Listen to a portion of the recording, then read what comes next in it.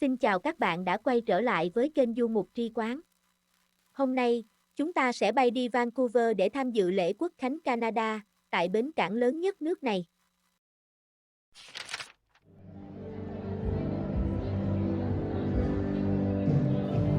Chúng ta đang ở quảng trường trước tòa nhà Canada Place, là tòa nhà biểu tượng của Vancouver. Đây cũng là khu vực cảng Vancouver, là cảng lớn nhất và đa dạng nhất của Canada.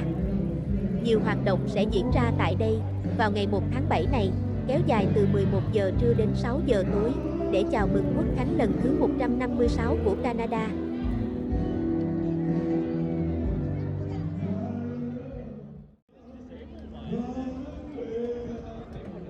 Nằm trên bờ biển phía tây nam của tỉnh British Columbia, cảng Vancouver kéo dài từ Robert Bank và sông Fraser cho đến vịnh Burrard.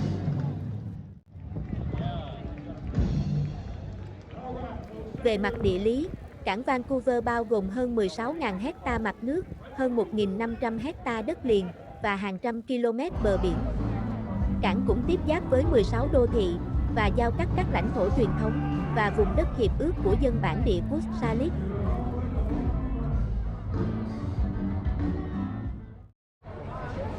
Như các bạn thấy đó, hiện hàng chục ngàn người ở Vancouver và các khu vực lân cận đã đổ xô đến khu vực này vào ngày hôm nay. Rất nhiều người mặc trang phục màu đỏ và trắng, là hai màu chủ đạo của Canada. Đỏ và trắng cũng là hai màu trên quốc kỳ của Canada.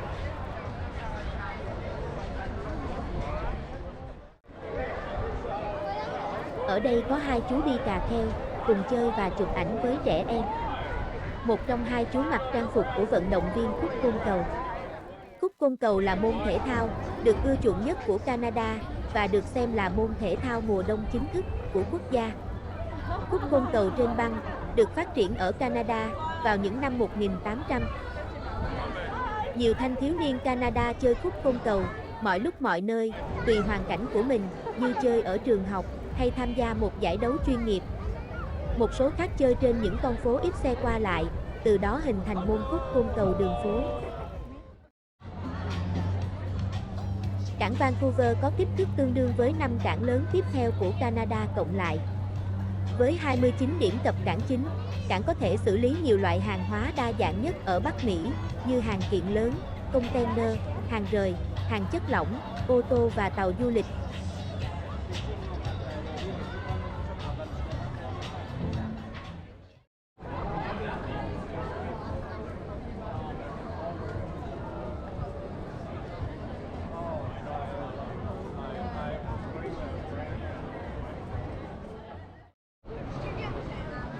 Ngoài chức năng là một cảng hàng hóa, cảng Vancouver còn là bến cảng tàu du lịch.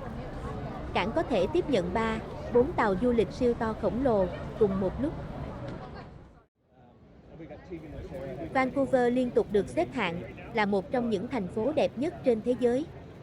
Vì vậy, không có gì ngạc nhiên khi hơn 1 triệu du khách đi tàu qua cảng Vancouver mỗi năm. Du khách thường kéo dài thời gian lưu trú để tận hưởng điểm đến bờ biển phía Tây tuyệt đẹp này.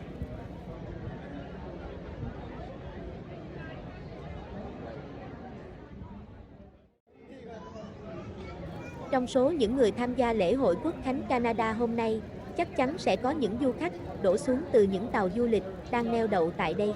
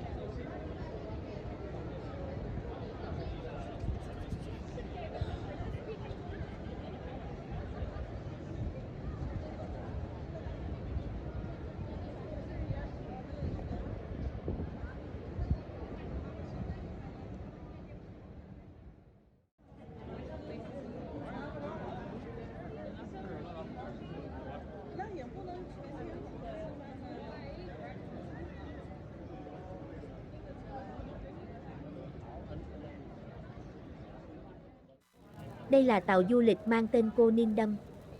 Theo thông tin từ trang mạng của công ty sở hữu tàu, tàu này có chiều dài 297 m, rộng 35 mét, có thể chứa đến 2.650 hành khách.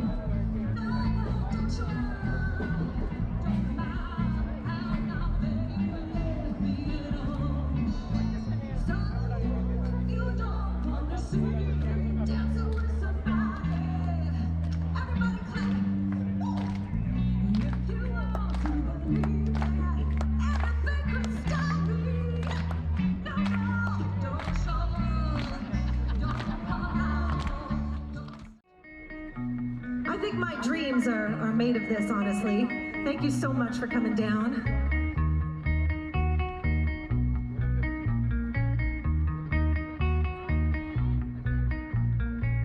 Sweet dreams are made of these.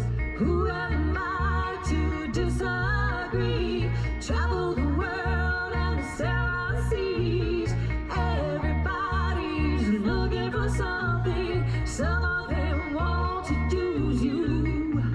Some of them want to get used by you. Some of them want to abuse you. Some of them want to be abused.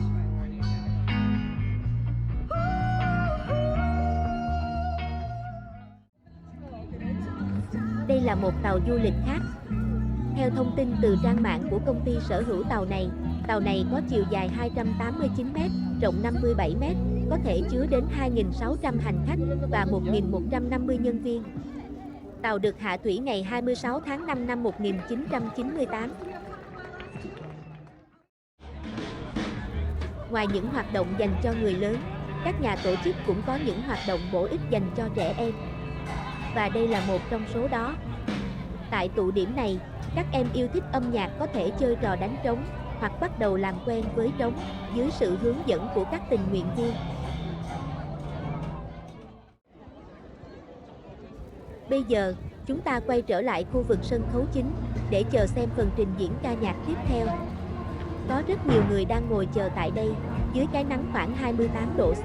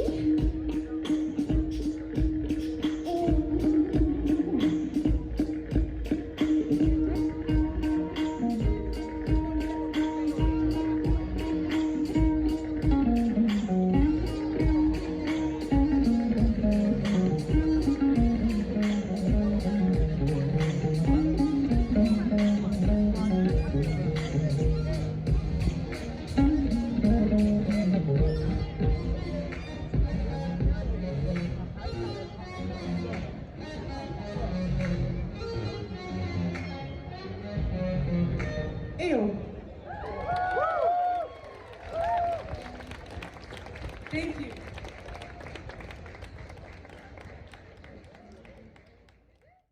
Présentateur, le port de Vancouver et l'administration portuaire Vancouver-Fraser. So our presenting sponsor is the Port of Vancouver and the Vancouver-Fraser Port Authority. And a big thank you to the Department of Canadian Heritage.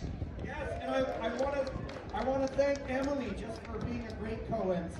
I want to thank Mike too. Stop it. And I want to thank you guys too for being here, for showing up for Canada together. And I want to tell you a true story that you probably don't care about, but this morning I woke up, put this outfit on, came and saw her, and we're perfectly coordinated. What the heck's that all about? I don't know. We're going to go do a quick changeover, and then we're going to be right back with the Fugitives. Yeah, we'll be right back.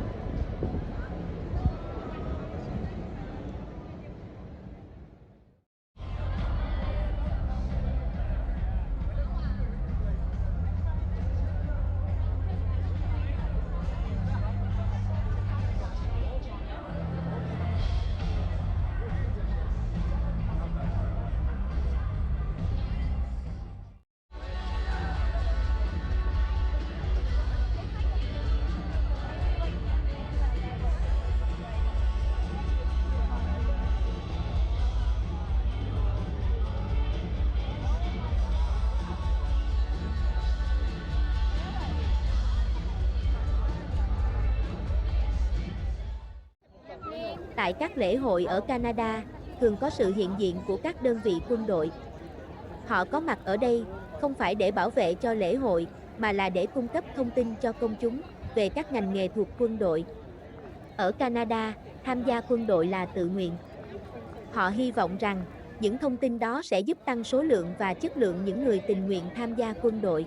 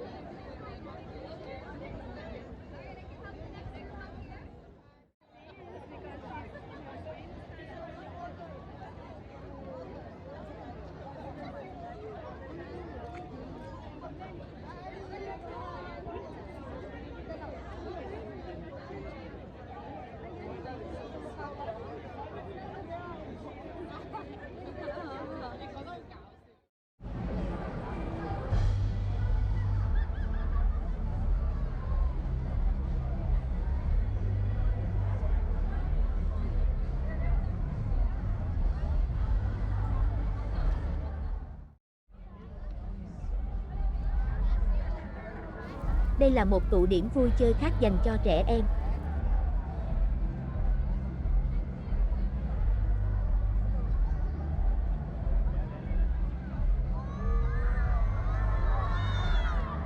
Các bé có vẻ đang rất thích thú với màn trình diễn bong bóng xà phòng này.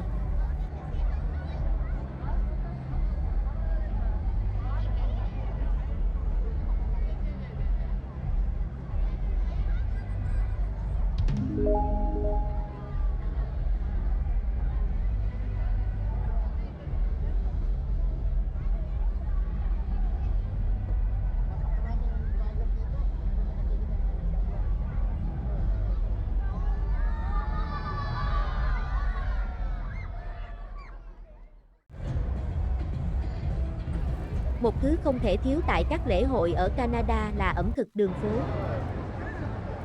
Mùa đông ở Canada thường kéo dài, có nơi lên đến 6-7 tháng. Vào mùa đông, các hoạt động vui chơi giải trí chậm lại. Do đó, khi mùa hè đến, người dân đổ xô ra đường để tắm nắng, hít thở không khí trong lành và vui chơi giải trí cùng với gia đình hay bạn bè. Và đương nhiên, những xe bán đồ ăn lưu động như thế này là phần không thể thiếu vào mùa hè.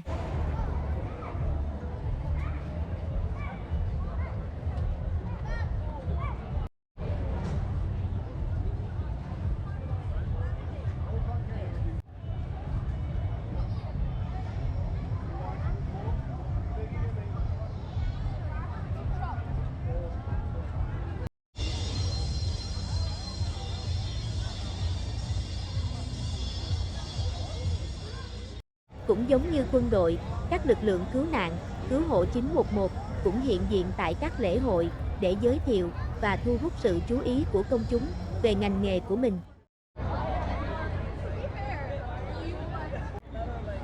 Đây là khu vực chỉ dành riêng cho các hoạt động vui chơi của trẻ em. Sau đây, Du Mục xin giới thiệu với các bạn một chút về lịch sử của Ngày Quốc khánh Canada, Canada Day. Xưa kia, vùng đất Bắc Mỹ này thuộc về người bản địa, hay còn được gọi là người da đỏ. Những người bản địa này sinh sống bằng nghề săn bắn, hái lượm và trồng trọt. Khoảng thế kỷ 15, người châu Âu, chủ yếu là người Anh và người Pháp, đặt chân đến vùng đất này để bắt đầu khai phá vùng đất mới, phục vụ cho việc bành trướng lãnh thổ ngoài châu Âu của họ. Giữa năm 1534 và 1542, một nhà thám hiểm người Pháp đã thực hiện 3 chuyến vượt Đại Tây Dương để tìm vùng đất mới cho vua Francis đệ nhất của Pháp. Khi đặt chân đến vùng đất là một phần của Canada ngày nay, ông ấy nghe thấy 2 người bản địa bị bắt, nói từ Kanata. Trong ngôn ngữ bản địa, Kanata có nghĩa là làng. Và đến khoảng những năm 1550, cái tên Canada bắt đầu xuất hiện trên bản đồ. Người Pháp và người Anh cạnh tranh lẫn nhau để độc quyền khai thác da hải ly với người da đỏ ở khu vực Bắc Mỹ. Da hải ly đang rất được ưa chuộng ở châu Âu vào thời kỳ đó. Cuộc tranh giành này kéo dài hàng mấy trăm năm và người Anh ngày càng giàu có và đông dân hơn người Pháp. Vào những năm 1700, Pháp và Anh đánh nhau để giành quyền kiểm soát Bắc Mỹ. Kết quả là, năm 1759, Anh đánh bại Pháp, đánh dấu sự kết thúc của đế chế Pháp ở vùng Bắc Mỹ. Bấy giờ, ở Bắc Mỹ chỉ còn lại các thuộc địa do người Anh kiểm soát. Năm 1776, 13 thuộc địa của Anh ở phía nam Quebec tuyên bố độc lập và thành lập nước Mỹ với 13 bang đầu tiên. Trên lá cờ Mỹ, các bạn thấy có 13 sọc ngang, bao gồm 7 sọc đỏ xen lẫn 6 sọc vàng, tượng trưng cho 13 bang đầu tiên của Mỹ. Năm 1867, 4 thuộc địa Anh liên kết thành lập nước tự trị Canada dưới sự ủng hộ của chính phủ Anh.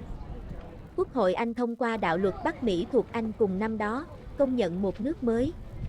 Nước tự trị Canada chính thức ra đời vào ngày 1 tháng 7 năm 1867.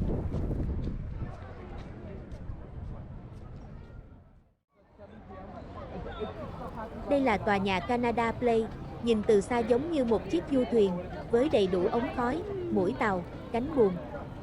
Đầu năm nay, cảng Vancouver tuyên bố, hủy bỏ vĩnh viễn bắn pháo hoa hàng năm vào các dịp lễ ở khu vực này do chi phí tăng cao.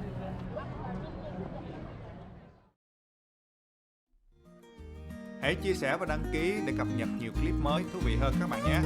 Cảm ơn các bạn đã theo dõi kênh Du Mục Trí Quán.